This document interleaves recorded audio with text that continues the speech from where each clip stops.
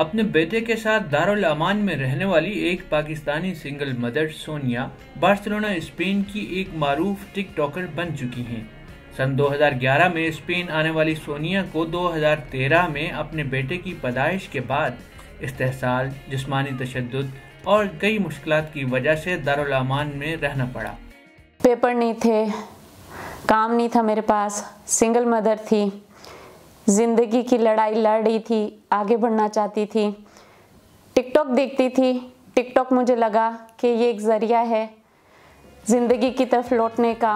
Community का इतना pressure था, इतना डर था, इतना खौफ था कि मैंने अपने रियल नाम के बजाय अपनी आइडेंटिटी चेंज करके सोनिया अफगानी के नाम से टिकटॉक आईडी बनाई। दारुल अमान में रहते हुए भी उन्होंने मकामी इदारों पर बोझ बनने की बजाय एक दिन में 3 मुलाजमतें की। अपने बच्चे की बेहतर परवरिश के लिए दारुल अमान से निकलकर बाहर आईं तो कई मुश्किलात उनकी मुंतज़िर थीं। जब शेल्टर होम से मैं निकली तो मुझे नहीं पता था कि एक डार्क पीरियड या ऐसे हालात मेरा इंतज़ार कर रहे हैं जिसका शायद मैंने सोचा भी नहीं था। काम के सिलसिले में जाती थी, सारा दिन बैठा के रखते थे और आखिर में मुझे कहते थे आप तो प्यारी बड़ी हैं, आपको काम की क्या ज़रूरत है। मैंने इस तरीके का गंद देखा और इतनी गंदगी देखी कि मेरे पास अल्फाज नहीं कि मैं कैसे बयान करूं। सोनिया टिकटॉक और सोशल मीडिया पर होने वाली तनकीद से घबराती नहीं हैं। उनका कहना है कि जो लोग पहले उन्हें मगरबी लिबास की वजह से तनकीद का निशाना बनाते थे, अब वही कहते हैं कि हिजाब पहनकर टिकटॉक की वीडियोस क्यों बनाती हो। जब टिकटॉक मैंने शुरू किया तो मैं वेस्टर्न क्लोथ्स पहनती थी। तो आपको पता है कि जब इंसान ने बहुत से इस तरह नफसियाती दबाव से गुजरा हो, अपनी लाइफ के इस तरह की मुश्किल हालात से गुजरा हो, तो उसके अंदर एक खला होता है।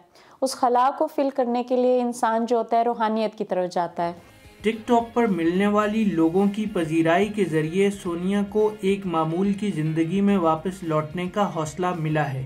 इस तरह इनके मुआशी मसाइल में भी बड़ी हद तक कमी आई है।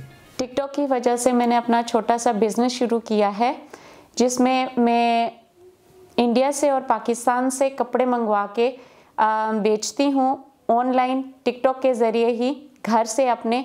इसकी वजह से करके मुझे दुकान नहीं खरीदनी पड़ी। सोनिया का कहना है कि ख़वातीन भले तारकीन वतन हों या मकामी, दुनिया के हर माशरे की औरत को मुश्किलात का सामना हो सकता है और ये ख़वातीन अपने अज़्म और हिम्मत से दुनिया की हर मुश्किल का मुकाबला कर सकती हैं। Hafiz Ahmad, DW Urdu, Barcelona, Spain.